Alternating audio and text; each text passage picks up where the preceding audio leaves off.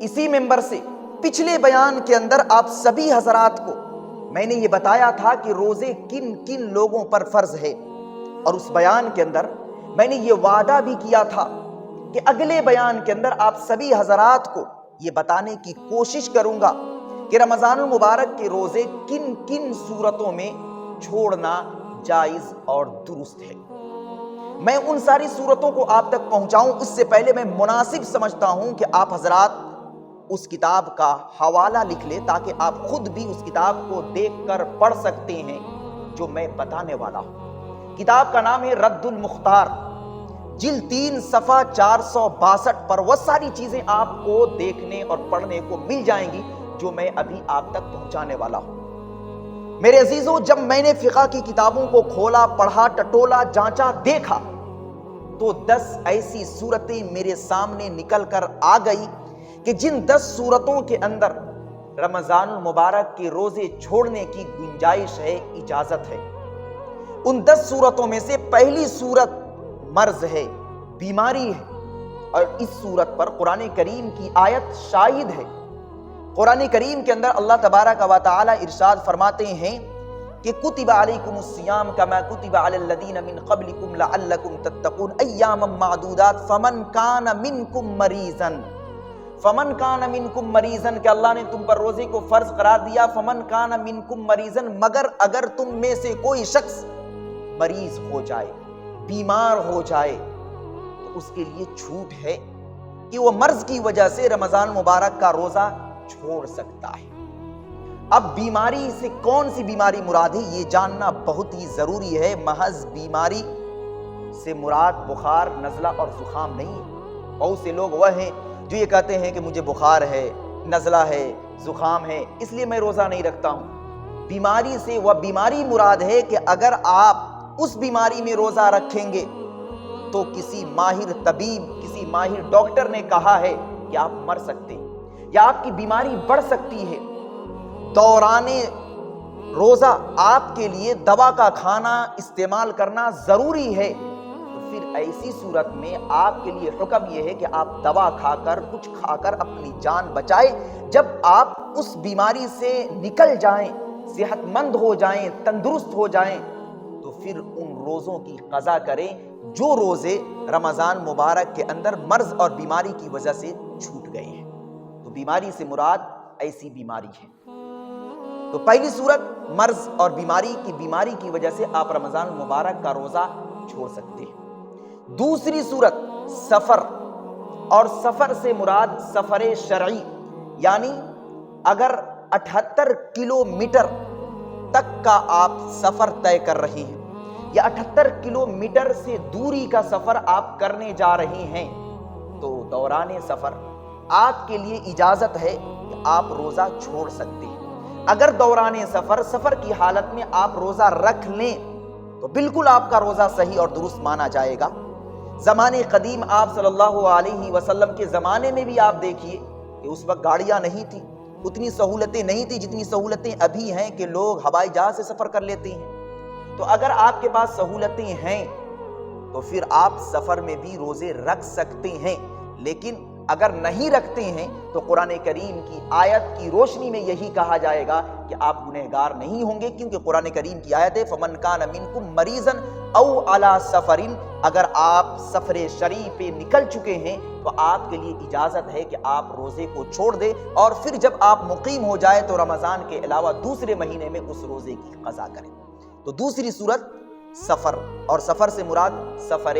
شرعی۔ تیسری صورت کہ جس صورت میں آپ کے لیے رمضان مبارک کا روزہ چھوڑنے کی اجازت اور گنجائش ہے، اور اس صورت کا تعلق میری ماں اور بہنوں سے ہے، یعنی حالت حمل، یعنی اگر کسی عورت کے پیٹ میں بچہ پل رہا ہے، وہ حمل سے ہے، تو ایسی صورت میں اگر وہ عورت روزہ رکھتی ہے تو روزہ رکھنے کی وجہ سے وہ بیمار ہو سکتی ہے، اور بیماری کی وجہ سے اس کا بچہ جو پیٹ میں ہے وہ مر سکتا ہے، اس کی طبیعت خراب ہو سکتی ہے، اس کی صحت ڈاؤن ہو سکتی ہے۔ کسی ماہر طبیب، کسی ماہر ڈاکٹر نے کہا ہے کہ نہیں آپ کو بھوکے نہیں رہنا ہے، تو ایسی صورت میں جو عورت حمل سے ہے تو تو اس کے لیے حکم یہی ہے کہ آپ روزہ چھوڑ دیں، اور رمضان کے علاوہ دوسرے مہینے میں جب آپ اس حالت سے نکل جائے تو آپ ان روزوں کی قضا کریں۔ تو تیسری صورت جس کا تعلق عورتوں سے ہے وہ یہ ہے کہ اگر آپ حالت حمل میں ہیں اور حمل کی صورت میں اگر آپ سے بھوک برداشت نہیں ہو رہی ہے، روزہ رکھنے کی وجہ سے آپ کی صحت پر یا آپ کے بچے کی صحت پر غلط اثر پڑ رہا ہے، تو پھر حالت حمل میں روزہ چھوڑنے کی اجازت ہے، گنجائش ہے۔ چوتھی صورت وہ مائیں روزہ چھوڑ سکتی ہیں کہ جو مائیں اپنے بچوں کو دودھ پلاتی ہیں۔ اب دیکھیے، جو مائیں اپنے بچوں کو دودھ پلاتی ہیں، ایسا اگر کسی ماہر طبیب نے بتایا ہے یا اس کو ایسا لگتا ہے کہ اگر میں بھوکے رہ گئی، روزے سے رہ گئی، تو میرا دودھ سوکھ جائے گا، جب دودھ سوکھ جائے گا تو بچہ بھوکا مر جائے گا، تو بچے کو پلانے کے لیے پھر وہ روزے کو ترک کر سکتی ہے۔ لیکن آج کل کیا ہے؟ آج کل تو الگ سے بھی دودھ پلایا جاتا ہے، گائے کا دودھ پلایا جاتا ہے، ایسے ڈبے کا دودھ پلایا جاتا ہے۔ تو اگر اوپر کا دودھ بچہ پی رہا ہے تو ایسی صورت میں یہی کہا جائے گا کہ آپ کے لیے روزہ چھوڑنا جائز اور درست نہیں ہے۔ خلاصہ یہی ہے چوتھی صورت جس کا تعلق میری ماں اور بہنوں سے ہے کہ اگر آپ کا بچہ آپ کا دودھ پیتا ہے اور آپ کو لگتا ہے کہ اگر آپ روزہ رکھیں گی تو آپ کا دودھ سوکھ جائے گا، پھر آپ کے بچے کی صحت پر غلط اثر پڑے گا، تو پھر اپنے بچے کو دودھ پلانے کے لیے آپ روزے کو چھوڑ سکتی ہیں، ترک کر سکتی ہیں۔ اور پانچویں صورت بڑھاپا، ضعف، جس کو شیخ فانی کہا جاتا ہے، یعنی ایسا بوڑھا پن کہ جس کے بعد صحت مندی اور تندرستی آ ہی نہیں سکتی ہے، اس کو کہا جاتا ہے شیخ فانی، یعنی ایسا بوڑھا شخص کہ اس بڑھاپے کے بعد وہ فوت ہو جائے گا، ختم ہو جائے گا، قبر میں مٹی میں مل جائے گا۔ تو کوئی ایسا بوڑھا شخص ہے تو اس کے لیے حکم یہ ہے کہ آپ روزے کو چھوڑ دیں اور ہر روزے کے بدلے آپ فدیہ ادا کریں، یعنی صدقۃ الفطر کی جو مقدار ہے اسی مقدار میں ہر روزے کے بدلے میں آپ صدقہ کرتے رہیں۔ یہ صرف اور صرف شیخ فانی کے لیے حکم ہے۔ لیکن ایسا بوڑھا شخص کہ اس وقت نہ کھانے کی وجہ سے نہ پینے کی وجہ سے بوڑھا ہوا، لیکن رمضان کا مقدس مہینہ گیا، اس کے بعد تھوڑی سی صحت آ گئی، تو پھر اس کے لیے حکم یہ ہے کہ آپ نے جو ہر روزے کے بدلے فدیہ ادا کیا ہے وہ فدیہ آپ کے روزے کی کفالت نہیں کرے گا۔ آپ اگر صحت مند ہو گئے، تندرست ہو گئے، آپ کو صحت لوٹ گئی، تو پھر آپ کو ان روزوں کی قضا کرنی پڑے گی۔ تو پانچویں صورت یہ ہے کہ ایسا بوڑھا شخص کہ جس بڑھاپے کے بعد صحت مندی اور تندرستی آ ہی نہیں سکتی، تو اس بوڑھے شخص کے لیے حکم یہ ہے کہ ہر روزے کے بدلے وہ فدیہ ادا کرے اور روزہ ترک کر دے، چھوڑ دے۔ نمبر 6، چھٹی صورت خوف ہلاکت، یعنی مر جانے کا خوف، مر جانے کا ڈر ہو، اندیشہ ہو کہ اگر آپ روزے سے رہیں گے آپ کی جان ختم ہو جائے گی، آپ مر جائیں گے، ہلاک ہو جائیں گے، آپ کو قوی یقین ہے، کسی ڈاکٹر نے آپ کو بتا دیا ہے، تو پھر ایسی صورت میں ہلاکت کے ڈر سے آپ روزے کو چھوڑ سکتے ہیں۔ لیکن جیسے ہی آپ کے اندر زیادہ صحت اور تندرستی آئے گی یا کسی دشمن کے بیچ میں ہے، آپ کو ایسا لگتا ہے کہ میں روزہ رکھوں گا، روزہ رکھنے کی وجہ سے وہ مجھ پہ حملہ کر دیں گے اور روزہ رکھنے کی وجہ سے مجھے مار دیں گے، ہلاکت کا ڈر اور خوف ہے، تو پھر آپ روزے کو چھوڑ سکتے ہیں، ترک کر سکتے ہیں۔ لیکن محض اوپر کا خوف نہ ہو کہ کوئی اب تک کبھی روزہ رکھا نہیں، رکھوں گا تو کیا ہوگا، مر جاؤں گا، بھوک کی وجہ سے مر جاؤں گا، تو یہ ایک شیطانی وسوسہ ہوتا ہے۔ میرے عزیزو، ایمان اگر مضبوط ہوگا تو ہر ایک عاقل بالغ مرد ہو یا عورت ہو روزہ ضرور رکھے گا۔ اللہ کے رسول صلی اللہ علیہ وسلم کی ایک حدیث بھی ہے کہ اگر کوئی شخص روزہ رکھتا ہے اور روزے رکھنے کی حالت میں وہ مر جاتا ہے تو مرنے کے بعد قیامت تک ہر دن اس کو روزہ رکھنے کا ثواب ملتا رہے گا۔ تو محض شیطانی وسوسوں کی وجہ سے کوئی شخص یہ کہے کہ مجھے ڈر ہے کہ میں مر جاؤں، تو اس کے لیے یہ حکم نہیں کہ آپ خوف ہلاک ہونے کے ڈر سے آپ روزہ چھوڑتے رہیں۔ تو آخر کب تک روزہ چھوڑتے رہیں گے؟ سمجھ رہے ہیں نا؟ تو مطلب یہ سمجھیے کہ بیماری ہے، اور بیماری میں اگر آپ کو ایسا لگتا ہے کہ اگر میں دوا نہ کھاؤں اور ہلاک ہو جاؤں، مر جاؤں، تو پھر ایسی صورت میں آپ کے لیے حکم یہ ہے کہ آپ اپنی صحت پر دھیان دیں، اور جیسے ہی آپ تندرست ہو جائیں تو آپ ان روزوں کی قضا کر لیں جو روزے رمضان کے مقدس مہینے میں چھوٹ گئے۔ تو نمبر 6، اور نمبر 7 یہ ہے اکراہ، زور زبردستی. مثال کے طور پر کوئی شخص روزہ رکھا، روزہ رکھنے کے بعد کوئی اسلام دشمن آیا اور کہنے لگا کہ تمہیں روزہ توڑنا پڑے گا، نہیں توڑو گے ہم تمہیں مار دیں گے. اب یہاں پر زور زبردستی کوئی شخص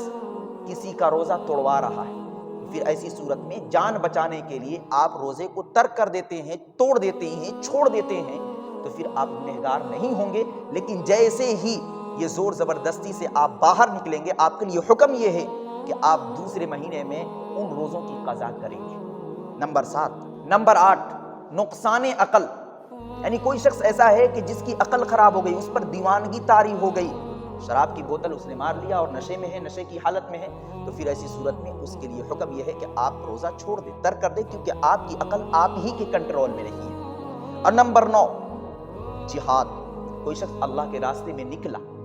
اب میدان جہاد میں اس کے لیے حکم یہ ہے، اجازت اور گنجائش ہے کہ اگر آپ کو ایسا لگتا ہے کہ روزے کی حالت میں میں دشمن سے صحیح طریقے سے مقابلہ نہیں کر پاؤں گا، تو آپ افطار کر سکتے ہیں، روزے کو میدان جہاد میں ترک کر سکتے ہیں، چھوڑ سکتے ہیں. لیکن جیسے ہی آپ میدان جہاد سے فارغ ہوں گے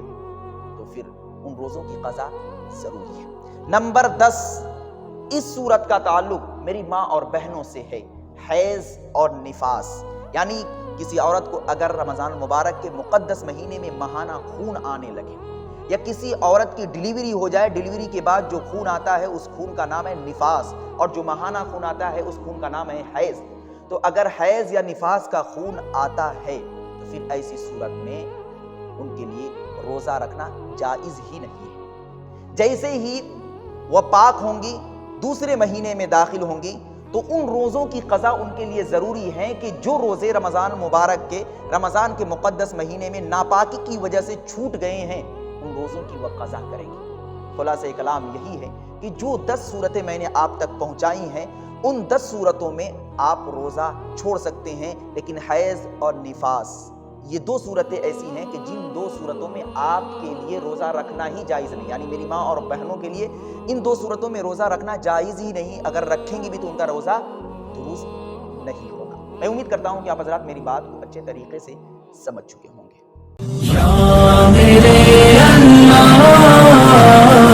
Thanks for watching.